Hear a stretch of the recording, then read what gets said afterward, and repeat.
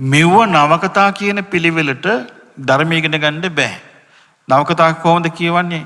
මට මතකයි අපි ওই ඉස්සර උසස් පෙළ කරන කාලේ අපි පැවිදි වෙලත් හරියට නවකතා කියෙව්වා. එකක් කියවලා පැත්තකින් ගිහලා ඊළඟ එක කියවනවා. ඉස්සර අපි දැන් නම් එහෙම මිනිස්සුන්ගේ නවතාවක දැන් ඉතින් Facebook තමයි ඕන කුණුගොඩ කාණුවේ බැහැගෙන ඉන්නවා වගේ Facebook එකකින් බැහැගෙන ඉන්නේ. ඉස්සර එහෙම නෑ. ඒ වගේ Facebook වගේ කුණු කාණු තිබුණේ නෑ. නවකතා හොඳ නවකතා නරක නවකතා කියලා ඒ කාලේ තිබ්බා. හැබැයි අපි විශේෂයෙන්ම තෝර හොඳ නවකතා මම නම් කිව්වේ. ගොඩාක් කිව්වේ හොඳ නවකතා.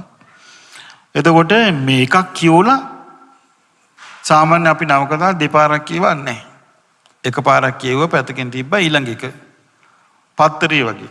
පත්තරේ දෙපාරක් කියවන්නේ නැහැ. ගොඩක් විට පත්තරේ බැලුවා පැත්තකින් දැම්මා හිට පත්තරේ. කෙටි කතාත් එහෙමයි. අද එකක් කියවුවා ඊට පස්සේ අනෙක් කියවන්න. ධර්මයේ එහෙම කරන්න එපා. ධර්මයේ නැවත කියවන්න ඕනේ. දැන් මට පුළුවන් නම් මේක 100 වතාවක් හරි මන්ත්‍රි පිටකේ කියවනවා. ධර්මයේ ධර්මය කියන්නේ බුද්ධ වචනයයි. මේක උඩගු කමින් කියවන එකක් නෙවෙයි. මම මේ සූත්‍ර ඔක්කොම කිව්ව දැම්මට ඇති. එහෙම මේ පහත් මානසිකත්වයෙන් මේක කියවන්න බෑ. ධර්මයේ කියවන්න නම් මේ ධර්මයේ සරණ ගියා කියලා Tamanට මතක තියෙන්න ඕනේ. මේ ධර්මයේ අපි සරණ ගියා ධම්මං සරණං ගච්ඡාමි කියලා මේ ධර්මයේ සරණ ගියා. අපි මහාන කරනකොටම අපිට බුද්ධං සරණං ගච්ඡාමි කියලා වැඩිහිටි තෙරුණ වහන්සේලා අපිට කිව්වා. කියලා අපි බුද්ධං සරණං ගච්ඡාමි කියලා භාග්‍යතුන් වහන්සේව සරණ ගියා.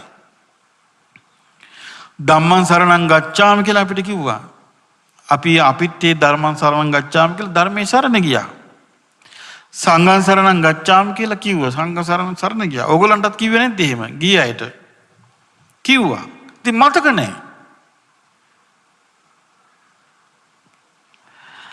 ඒ ශාපේ නිසා තමයි ඊට පස්සේ ඔන්න එක්ක නැකත පස්සේ දුවනවා, එක්ක කේන්දර පස්සේ දුවනවා, එක්ක මොනවා හරි මිසදිටුවක් පස්සේ දුවනවා.